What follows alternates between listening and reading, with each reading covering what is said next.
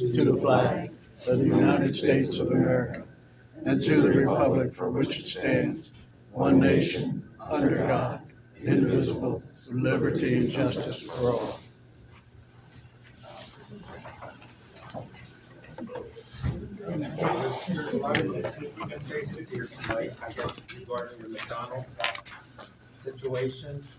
And we are GHADA, and we have a meeting set up on October 20th at our next GHADA meeting here, where we will have the representatives from McDonald's and the developer here to make a presentation and answer all the questions.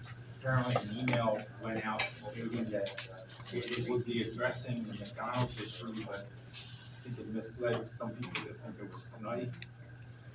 When in fact, next meeting next month, October 20th, we will have all the proper people here to make the presentation and answer all the questions. Yes, question? Sure. So I know a lot of new faces here. Can we have a recap of what happened from January to today? So, like, your position on what happened, and I think when we met last, your name is Mark, right? No, Mark's not here. Okay. So whoever was in the meeting on September 6th made some reference to, there was a poll taken, or a straw poll, or a vote. I mean, I'd like to understand what happened up through today. I don't know if anybody else feels, but. The GHADA representatives who were here at that meeting were asked if anybody had any questions. They answered our questions, and then and then we were asked if anybody wished to register any objections, and nobody registered any objections. We did not vote to approve it or disapprove it. So this was in the January meeting? I don't remember. No, I don't have all my notes. Okay, it was in a meeting where it came up. Yes, they gave us a presentation, and they showed us where the lanes were, that they were gonna come out with the driveway at the traffic light, and we were gonna have a right in and come out at the traffic light, and we all agreed that the building looked rather dismal, and other than that, there wasn't a whole lot of The impression that I got, I don't know about others, the impression that I got was in the meeting on September 6th, is that That was not a county nor a GHADA meeting. That was a private person that called that meeting. I understand that, but my understanding was I thought that person there made a reference to approving in some way, giving an approval. Maybe I misunderstood that. I don't know anybody else was at the meeting on the 6th, but that's the way I took it. I would second that. It was basically as though, not necessarily no objection, but no one was against it. It was great. I mean, yeah, And kind Mark, of resounding support, and that was represented. Mark said that. Nobody at the meeting said that. Mark said that. Correct, but what I'm saying, he said it in front of everyone there at the floor. Should have reported that meeting, but yeah. So I'm with him. It was somewhat left as though GHADA is with this. Nobody took an official, although whether GHADA approved it or disapproved it, we had no objections to it. I think the term he used was he approved the proposal. That's the language I think Mark Lane actually said. Which caused alarm. I would have to go back and find the minutes to see if there was a motion made, but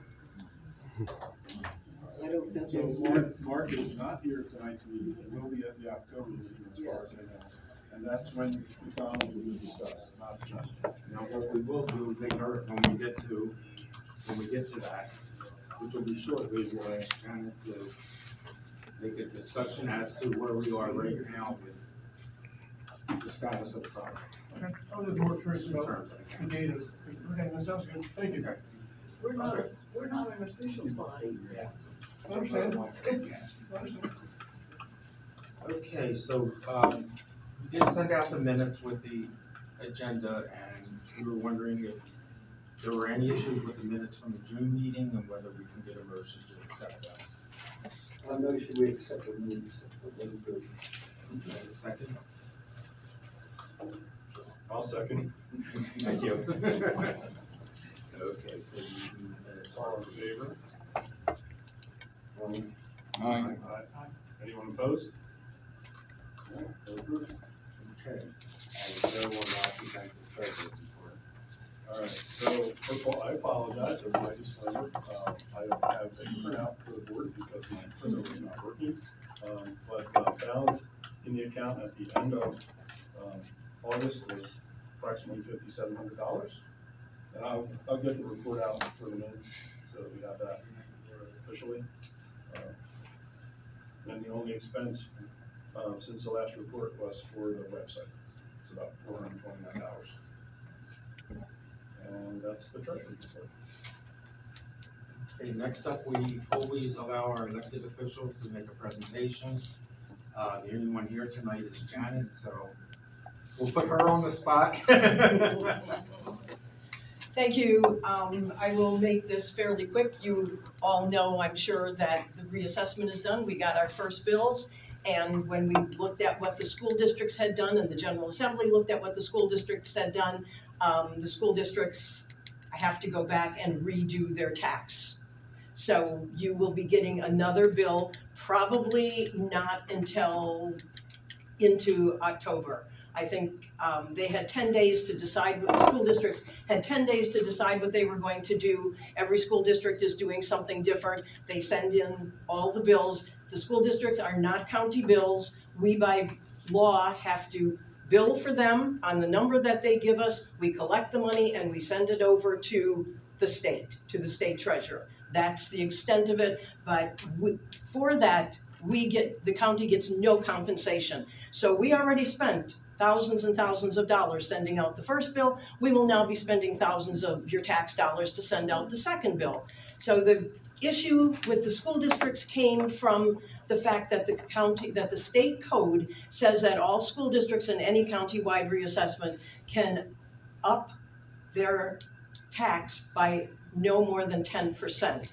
Some of them did 10%, some of them did 1%, some of them 4 or 5%. But what they didn't do, they can't give us anything definitive on how they got to that number. Is it the number from your last tax bill? Can you go up 10% from there? In Red Clay, we're in the second year of a referendum. Should that be added on before they take the percentage?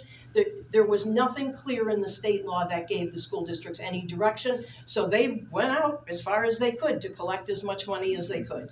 So we are, in the county tax will not change. We're November 30th now for the collection date, for the final date.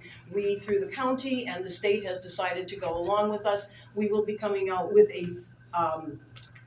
a plan that you can sign up for to pay in installments. Originally, it was 3 installments. I don't know if the first installment now is going to be the end of November, and then December and January. None of that has been solidified yet, but you will be getting another bill. There will be instructions on that. On the website, nccde.org, there is an application that can be filled out. One application goes for the county and the state, because the state now said, yes, we will go along with you as far as dates for payments. The application is for what now? The application is to get yourself into the payment plan. Okay. If you've already paid your taxes, and if you paid too much, if you paid $50, if you paid $50 too much, you have the choice of having a credit on your next bill, or you can ask for your money back. 50 and above, you automatically get your money back. So beware, we're in, the county is the only one that went purely on the reassessment. We are revenue neutral. We cannot take in any more money post-reassessment than we did pre-reassessment. So we have gone through, we only use the reassessment values. We also took for your credit, for your exemptions, what we did was we knew what the difference was between the old bill and the new bill, the percentage. We raised all the exemptions by that same percentage. So if in your last house you had a value of $35,000, you now are up to, I think the value for the housing right now is like $165,000. So your income, everything, the incomes went up, the exemption numbers went up, so that you basically are neutral in what you had before to what the county is giving you now. So do we have any questions? Yes. Would you just repeat the, if you're due and you already paid, what were those? If you paid Yes, and you, by the time you get your new tax bill, right, if you see that you have paid $50 or more, right. you will automatically get your money back. Okay. If it's below $50, Okay. you have a choice of it being credited to your next year's tax bill, Okay, or you can ask for your money back. okay. We Thank you. don't just, if you read next door, you'll understand the county just keeps your money. No, Okay, no accounting, we do not keep your money. We have very close accounting. We know that we cannot take in any more money. So it will always be credited back to you. okay. If you had a senior or a disability exemption previously, you will have one now. Even if your house, let's say it says, you get an exemption if your house isn't over $165,000 in assessment. If you look at, if you fit in the category before, but now you don't exactly fit in the category, they're going to put you in the category for an exemption anyway. So you're not gonna lose anything, and everything, as I said, is the percentage that overall was added. I do want to mention something, since we were going to talk about McDonald's and we were going to talk about rezoning, and if we were going to talk about commercial versus residential zoning, at this point, the tax burden is on the residential zone parcels. You are now, as a whole, paying more for your residential owned property than the non-residential are. Even though the businesses have a higher tax rate, right now your residential tax rate is 0.1575 per 100. It's about 24 on the non-residential. Even with that differential in between residential and non-residential, the burden is still on the residential. And we get rezonings that come through. We get fought on every single one that comes through, bar none. We have groups of people in fighting it. If we don't in this county decide what we are going to be and bring in some high-end commercial, office, industry, we are never going to get out of the fact that your residential burden is going to be higher than the non-residential burden. So we as taxpayers and owning homes are paying the most in tax for the services that you're getting from the county, As opposed to, non-residential. did that change before the tax assessment? Or from the tax, I mean, has that changed? It's been in recent changing years? because we are losing, Amazon isn't being charged the same as what General Motors was. Whole different kind of operation and value that goes on that. So every time we lose a business and we don't bring something in to compensate for that, our residential tax burden goes up. So we just keep building. We always keep building or we die. We have no choice here. You keep moving forward or you die. We have watched other counties across the Maryland line where they now are praying and trying to get more businesses and people to come there because they literally could not sustain themselves anymore. You don't have a choice. McDonald's or die. Yes. That's a big choice. Hey, just real quick question then, Die of follow up. taxes or So if die I of, understood correctly, on the higher heart tax attacks. differential, Yep. right, for the residential zone parcels versus the others. Yep.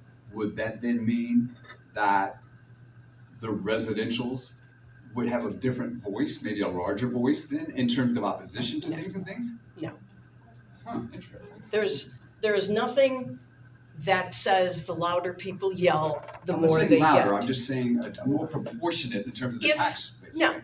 No, if you have more commercial, if you have more right now, we are a warehouse county, period. Years and years ago, when Mike Castle was governor, they knew that the chemical industry was going down. They had a plan and went after the banking industry. Once the banking industry left, we've done nothing else. Warehouses started coming in. Warehouses are boxes. Their value is not the same as some industry that has left. You know, think of what industries we don't have here anymore. So what was the point of the 2025 comprehensive plan and the flume map? If we're not gonna follow it, what was the point? We're following it. Well, you're rezoning, you wanna rezone, that's A different, rezoning doesn't mean that it's not following the comprehensive plan. but it doesn't follow the flume map. We have to go to the state with every rezoning that we have. I'm just asking, like, you wanna rezone and change what the flume map shows. So I was just asking the point of the comprehensive plan if we're not going to follow it, We do follow it. We report to the state. except for every- commercial properties. that No, are every changed. plan that we have goes through the state. It's called PLUS. It's a state and county. Every county has to go through PLUS. It's a state, and at that meeting, all the different state departments give comment. I understand that, I'm just asking, because what you wanna rezone it to doesn't match the comprehensive plan and the flume map, so, that's all. So it's just So it's a matter of, if you're rezoning, it's a matter, a legal matter, and it changes something in the comprehensive plan that may not have been there before. But comprehensive kind of looks at overall as opposed to one little zone. Yeah, you said the school district can't raise school taxes more than 10%. The state code says they can raise taxes up to 10% anytime there's a That's an countywide average. reassessment. That's an average. If you had a property which was really under assessed before, it could go up more than 10%, is that correct? Yes, but that would be, so you would take the assessment and you figure out from the assessment, and then they could add more onto that. But this is the problem, is that there's nothing that says what that 10% means. It should be an average. 10% of what? It should be an average of all the, But on your bill, when people call the school district and say, how did my bill get to be this? They can't give them a definitive answer, which is why the General Assembly had a special session and they are all now changing their bills. Do you know what the percentage of parcels of residential is as opposed to, commercial? No, I don't, no, right offhand. Seems to me that if residential was 75% and commercial was 25, we would always be paying more than commercial. I don't have the numbers in my head. What is the county doing to bring in more commercial into the already commercial zoned properties? Like, do we have a lot of vacant commercial zone properties, and what are We we do. doing to bring in more into the We commercial? have an economic development department that is always looking for some things. But keep in mind that some of the things that were commercial, some of the commercial buildings that people left are now being renovated into residential. So what was commercial isn't necessarily staying commercial. And that changes the zoning? Do they change the zoning? to Yes, they do. residential when they do it? Because we're something like 20,000 homes behind what we need to adequately house the people in this county. And I'm sorry, one more question. Yep. Apartments are residential or commercial? It depends.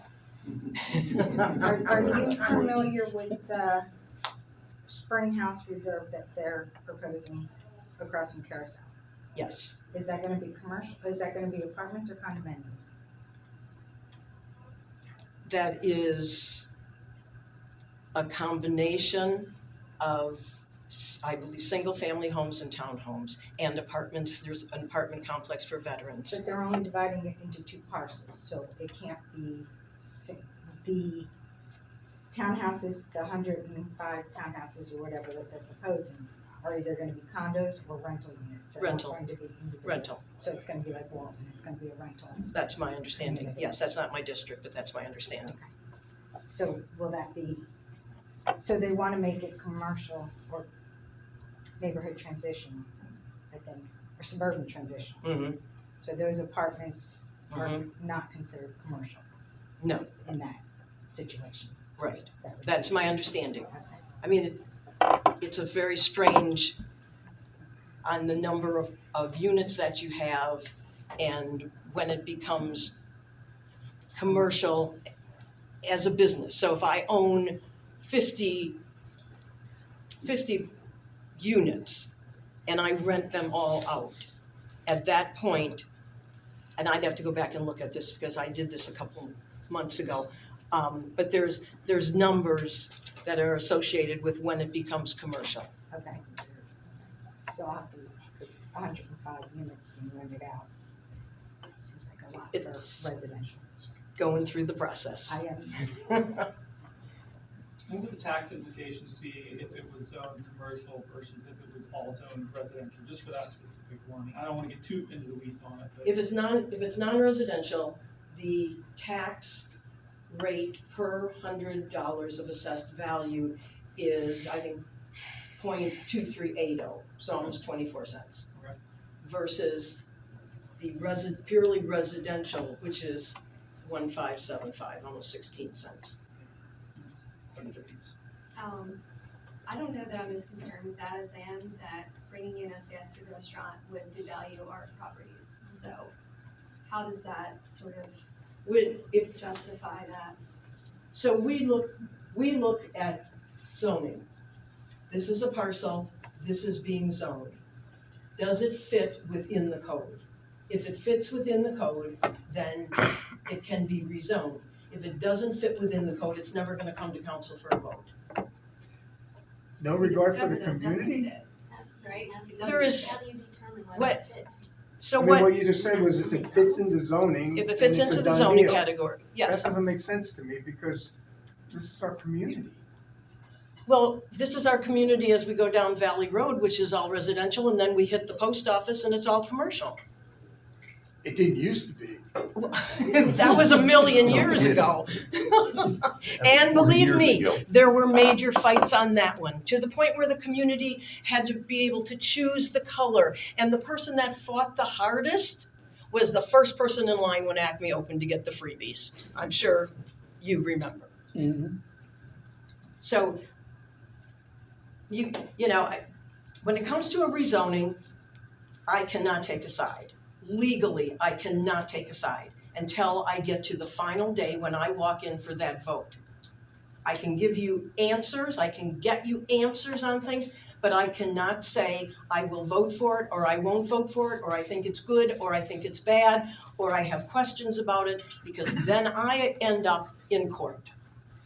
So any 13 of us on council, there shouldn't be one of them that says to you, I'm in favor of this or I'm not in favor of that. We had one council person that started that conversation with somebody, and the attorney was in there in a second and said, I can put you in front of a judge right now. So we all learned our lesson. So you're not gonna get responses that are like, oh, you're so wonderful and I know that this isn't what you want and I'm not gonna vote for it, or vice versa. I don't really care and I'm gonna vote for it anyway. I can't say that to you. I can give you a process, I can answer your questions, but I will not give you a bias one way or the other. But you are trying to sell us on getting that commercialized right there. I'm trying to sell you on bringing commercial into Newcastle County. And We maybe need that's, big- it's not that business We need- specifically is what we have a problem with. Those are two separate issues. They will go through two separate lines as they go through land use. One will be the zoning, and there's very strict codes on how zoning comes to us. Once you get to the building there, this is a minor plan. It doesn't even come to council. It comes to council at the very end for recordation. If they decide to build a building there, and it's a minor plan, that will come to council. It's a ministerial vote, and we send it over to the Recorder of Deeds office. It's just so that it's in the process. There's nothing in the building that goes nearly as much through any process as there is in the zoning. have you been asked to bring a resolution for it yet to council? Have I been When- at? when Oh my do you- God, this could be 18 months out. You don't bring the resolution until after like all the board meetings and stuff? Right, well, we don't bring anything, so the rezoning would be an ordinance, and the building would be a resolution, because it's, You have to bring it before it goes to the zoning board. I thought that's what we were told. we have, say that again? Somebody has to put it on the docket at the county council. That's all codified as to when and how it goes on. After it goes through a certain number, certain processes, then everything, it has to be advertised 2 weeks in advance, it has to be put on the agenda a week in advance, and then from one step to another, they have qualifications. You can't hold something more than 2 weeks. You can send something back 2 times for a resolution, for technical questions, but there's nothing that is just left to our judgment. Right, but you bring it. I bring it because it's in my council district. Right, and you do that when? When it comes through the entire land use process and they say we're ready. It's before Board of Adjustment or after? There is no Board of Adjustment unless they're looking for a variance. There's some variances. There are. Well, there's a variance, but no, the planning board and Board of Adjustment, I mean, it goes through all of those stages before it ever comes to council. Hey, Jen, just a quick question. So I understand what you're saying about making a decision, but I'm curious as to what factors you're gonna consider to base your vote on. And I'm not looking for an answer like, well, if this happens, I'm gonna vote yes, if this happens, I'm gonna vote no. No, but you must take into consideration certain factors, right? Of whether, how you're gonna ultimately vote. And if he gets the council, hopefully he doesn't get there. But if it gets to you, there's certain I'm curious what your stance on that is. Second question I have, and maybe you can help me out here. That parcel, the McDonald's, is targeted to be on a larger parcel than that parcel. In other words, there's Del Dot land there as well. They wanna use, cut down all those trees, blah, blah, blah, blah. Who ultimately makes the decision on that Del Dot property, do you know? Del Dot, they own it. There is at that intersection, you know that Vincent Lane at one time put a road through there. Right. So that they could use and come out at that intersection, and Del Dot made them take the road out. Right. That right-of-way was the old 301 that was gonna go from Middletown to Brandywine 100. It's called Route 72 extension now, I think. But that entire right-of-way goes all the way out to Stony Batter Road. It does not, all that looks like open space in Limestone Hills is not theirs. It still belongs to Del Dot. Okay, so Del Dot decides whether they're gonna sell that piece of land. Yes, it's their land. Okay. Well, back to my first question, I don't know if you have an answer for me or not, but like what factors are you gonna consider when it comes down to voting, if it comes to council? I'm just curious, how you're gonna determine your vote? Some of the vote is gonna be determined on what I hear at the planning board meeting, what we talk about in council, what recommendation comes through from the department. The land use department? Yes, Okay. But it's gonna be the land use first, obviously. it's in land use right now. Oh, it is? All right, so let me tell you, since I have about one per table here. You can, Take a picture. you don't need one. I printed out some of the things that show the process. This is not for McDonald's, this is the process in itself.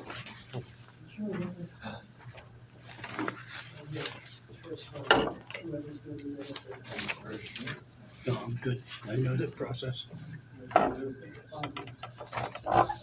And this is all available online. Is that NCCDE.org? Yes. It's, well. Oh, this is just the table from online. Is in the code. That's just the. Oh, is the website on there anywhere? That's the whole development. The website, Yeah, and it's just on the county website. It's just the regular procedure. it's the UDC code. Okay. So if you type in, if you Google Newcastle County UDC, Yeah. it comes. That whole thing comes up. Not this, no, this is, once you're in the UDC, Yeah. you have to go to, chapter 40, Okay. and then you have to go to all requirements. So it's, That's how they get the public discouraged from going to the meetings and caring at all. Yeah. yeah, once you know the UDC, but yes, you have to Google the tape, you have to, it's under chapter 40 of the UDC, which is land use. And then, yes, you have to know where to go.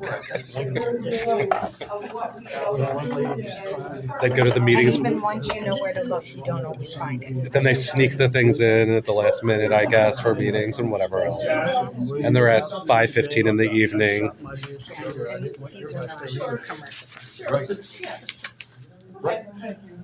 These are not zoned commercial. She said. They had commercial. But thank you for all the wonderful knowledge. You're welcome. There are no other elected officials here tonight. We'll go on with the land use report. Try to make it quick.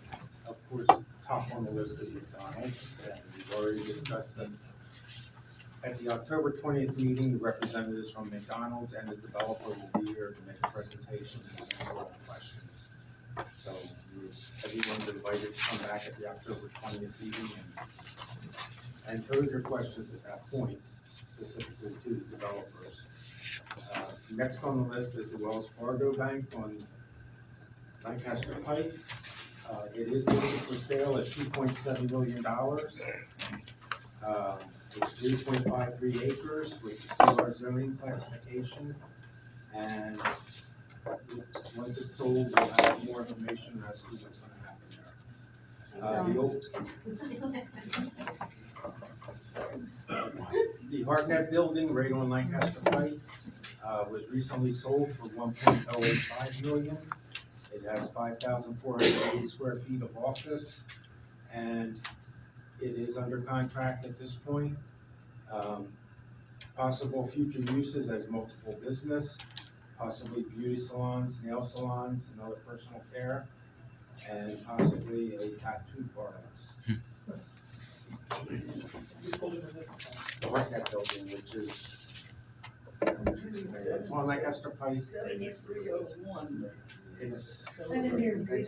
to the right of Rita's, as you're facing Rita's. It's the office building. The Walgreens store on Brackenville Road in Lancaster Pike. That building is listed for sale at $5.779 million. It has 11,916 square feet. It is subject to a long-term lease currently, which expires February 28th, 2029. Has an annual rental of $462,000, which increases by 12.5% at the end of 3 and 5 year renewal options. So that building is for sale. Walgreens has a lease, existing lease on it until 2029, and we'll see what happens after it's sold. Over at the Coffee Run Condos, they had a property that was sold on that area for $1.4 million for half an acre. They're going to construct a new 5-story condo building with 45 luxury condos, and it will look similar to the existing buildings in the complex. Sticking down the line. Over at Lancaster Pike, the former Exxon gas station and the Richardson's nursery right around the corner. That is all one property at this point. And there were plans to put a Starbucks drive-through at the location of the old gas station, and to put a commercial site on the Richardson's nursery site. However, that plan has been scrapped, and all we know at this point is a new proposal will be presented in October at our GHADA meeting by the developer and the applicants. Okay, Valley Grove, which is on Valley Road, right by the Camerano Mushroom House and property. Community has been turned over, and construction should be complete soon. 56 homes total, with the last 6 lots being built out at this point. Harmony and Hockessin up on the Southern Road, the new assisted living and senior living center.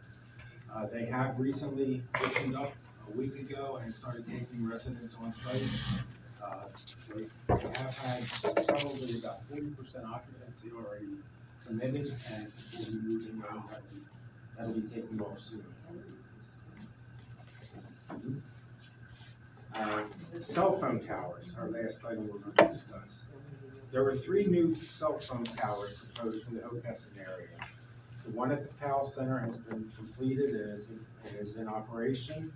The one at Trinity Church has been installed and is in operation.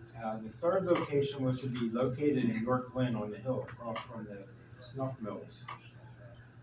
Joe could probably tell you a little more about that since he works there. That particular project was denied by the county. Even though York Glen has probably the worst cell phone coverage in the area, and during storms, landlines are knocked out, there's no coverage at all. So the county is going to revisit that at some point. I don't know if Jenna has any update on that. It wasn't turned down by the county, it was turned down by the historic board. The Historic Review Board? Yeah. Newcastle County. Yeah, but it's, that is one board, that is not, the county did not turn that down. All right, so there we have it for the land use. Yes, asking, Go ahead. are the 2 towers actually operational? Because, you know, the other 2 for Hockessin, the one at the Powell and the one At the church. yeah, the church. Are they operational? They are operational. You believe they are, or they are? We know the one at Powell is, I can't swear to the one at Trinity. Okay. So the Powell is. Thanks, Tom. And so that concludes the land use report. We'll turn it back over to Trish now. What am I doing? Well, I'll talk a little bit about the 4th of July. The 4th of July was successful. We had a great celebration. We were able to meet all the bills. We had enough donations for the fireworks.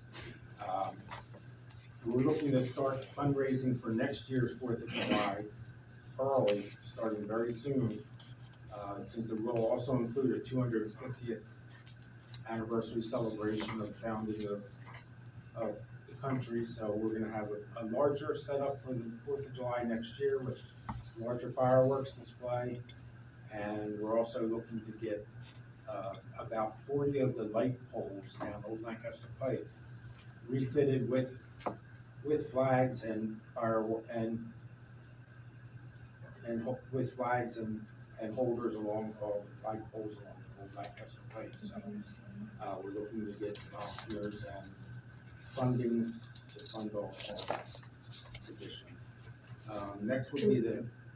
Can I just say one thing about that? You need to go to Delmarva, because I just went through this with Claymont, where ovarian cancer wanted to put something on the light poles there and they were denied. They wanted to put ribbons. Okay, so noted. Okay, the next item on the agenda is the Historical Society. Sure, thank you. If you could enter all of my notes here into the meeting minutes, and that saves me from having to say anything. There was one thing that I forgot. We did have the Shirley Gula historic marker installed. There was a little bit of controversy over it because some people thought that the wording was wrong, and that got the public archives a little upset. So they were giving us an extra marker that was already pretty much a repeat of other historic topics. And we did a lot of work for that, and that was going back to Joe Lake, who had the original wording for that done. And then other people wanted to add more and more information to it.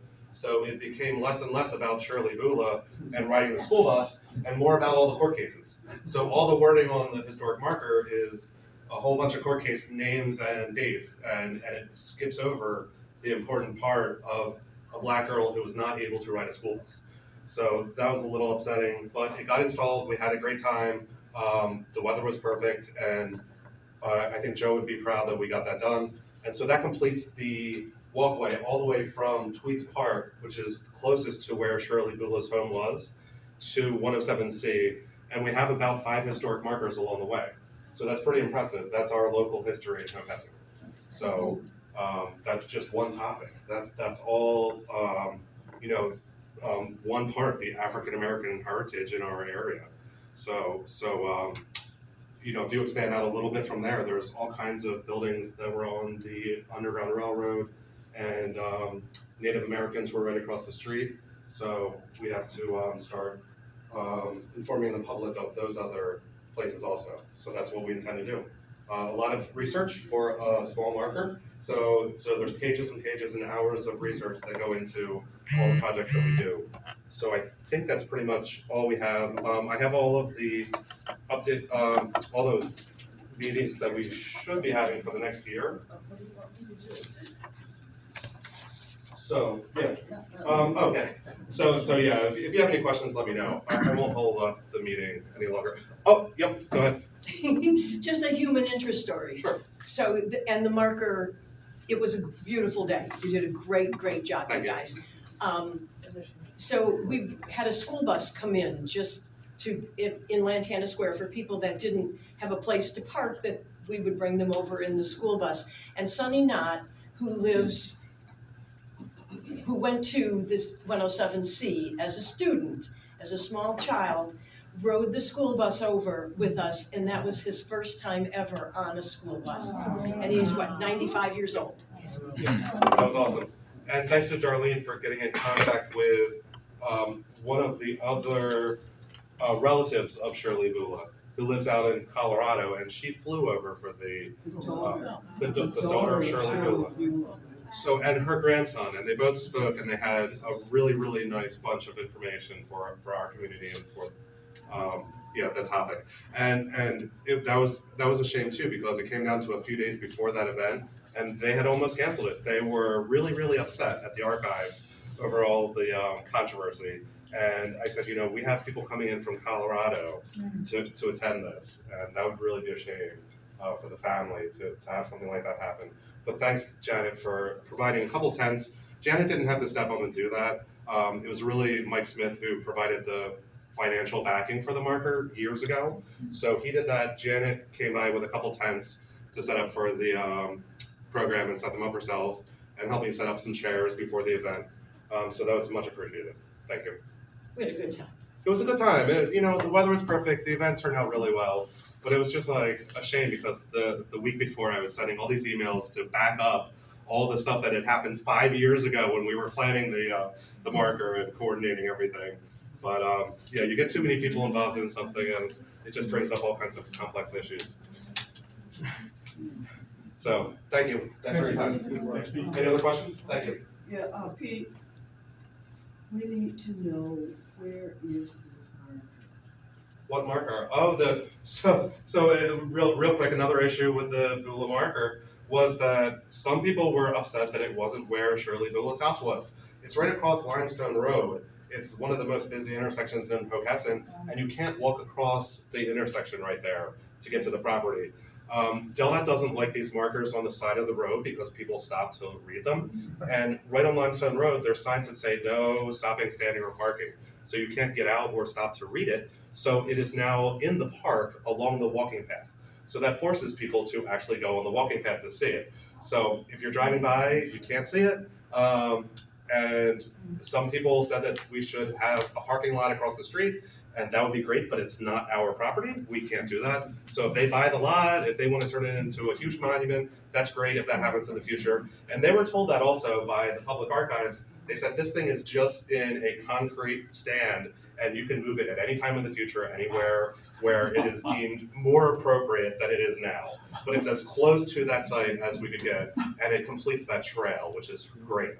So hopefully it'll get some people some more exercise that need it, and get out there walking around and stuff. But yeah, it was a good location, I believe, and that's also coordinated with DelDOT and the Public Archives and a whole lot of other organizations. DelDOT doesn't want them on the road. That happened to be a DelDOT park, so it worked out well. And they want to know who's maintaining it and things like that. So we said DelDOT's maintaining it. So yeah, that made that decision easy also. Thank you. Any other questions? You're welcome. Thank you. Absolutely. Okay, next on the agenda would be the Business Association presentation, but I don't see Bill here, so I guess we'll pass it on. Yeah, but she's right now.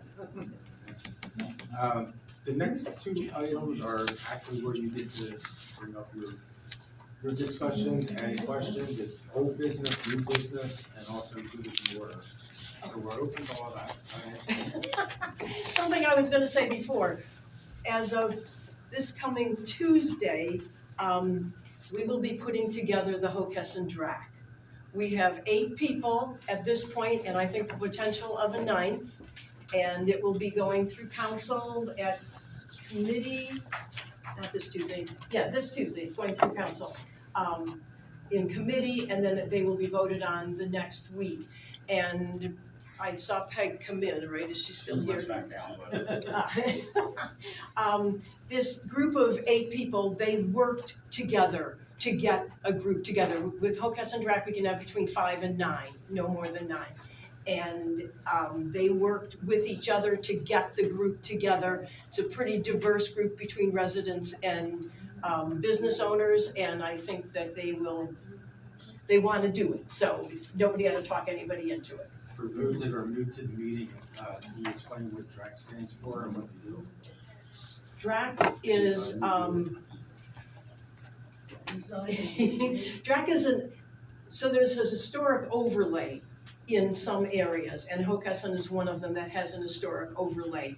And within those, there are groups of people, committee, that gets together and they make certain decisions on like signage, and they don't make land use decisions necessarily, but they have an input into the kinds of signs, certain colors, working with the owners to try to have something that looks historic. So it's a county board, it's through land use. I think we have 5 in the county, Greenville, or Centerville, Claymont, St. George's, and us, and I think one other one.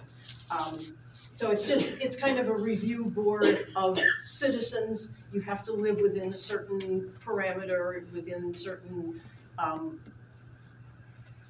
arbitrary lines, and the lines were set up by just a group of people that figured, this is what was historic to begin with. So each DRAC is a little bit different, but we know that if you listen to what they talked about with the land use, we know there's a lot of different land use things that are going to be going on in Hockessin over the next couple of years, and we had a DRAC put together many, many years ago, but we probably haven't had one for 8 or 9 years. And design review Advisory committee. Advisory committee. Thank you. So it's time, it's hard with Lancaster Pike because we want to keep things kind of historic looking, but we know that we've got the traffic coming through this area, we've got the trucks coming through, so it's just your peers basically that are looking at plans as they come. So this is, because it's a county board, it's advertised. It has to be advertised at least 7 days in advance. The meetings are all public. There will be a county staff person from land use that will be at all the meetings. Minutes will be kept, and all of it is on the website, the nccde.org, if you ever want to go and look it up.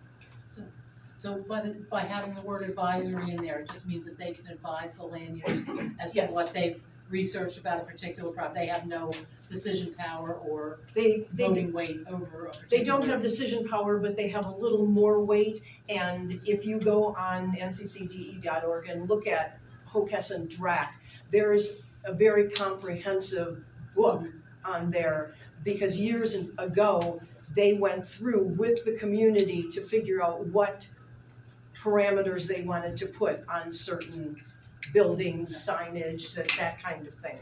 So it's all pretty much laid out in there, in all public knowledge.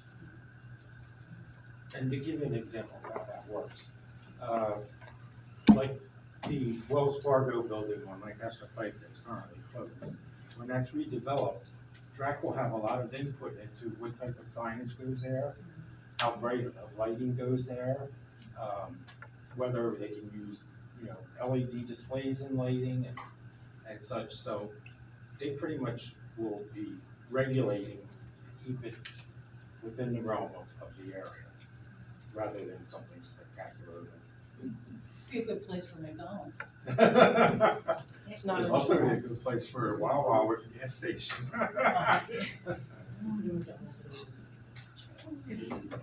Okay, so this is your chance to bring up any old business, new business, or anything that you want. Does anyone have anything they want to discuss? I'll just get one real quick. Teresa Superberger, I live across from the independent school in the Meditative community, and Janet kind of gave me the hook, I'm sorry. But, and it may not be y'all, but maybe more. I Creek area, but I mentioned the trucks coming through.